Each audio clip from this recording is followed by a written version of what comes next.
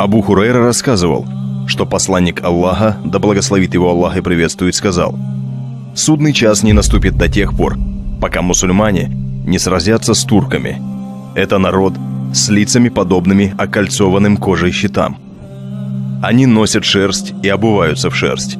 А в другой версии хадиса говорится: «Судный день не наступит до тех пор, пока вы не сразитесь с народом, который обувается в шерсть».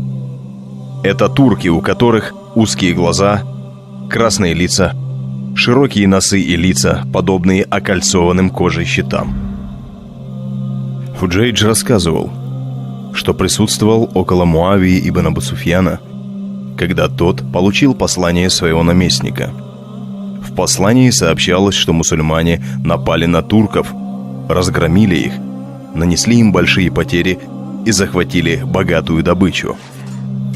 Это сильно рассердило Муавию, и он велел написать ответное письмо, в котором сказал: «Из твоих слов я понял, что турки понесли большие потери и что ты захватил у них богатую добычу.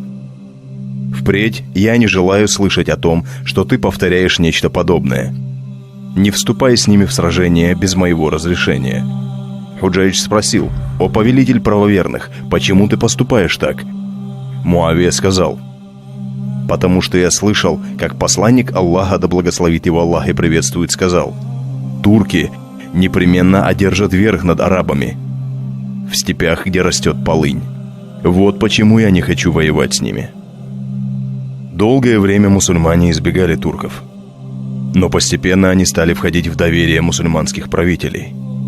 Во время правления Аль-Му'тасима большую часть мусульманского войска уже составляли турки.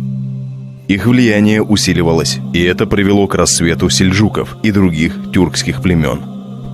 А в VII веке мусульманского летоисчисления на исламский халифат напали татаро-монголы под предводительством Чингисхана. В 656 году хиджры они разрушили Багдад, уничтожили огромную библиотеку и убили халифа Аль-Му'тасима. В течение еще нескольких десятков лет татаро-монголы продолжали грабить мусульманские земли, пока в них не вторгся хромой Тимур. Он разграбил мусульманские владения, сжег и разрушил до основания Дамаск. Одним словом, тюркские завоеватели причинили мусульманам огромный урон.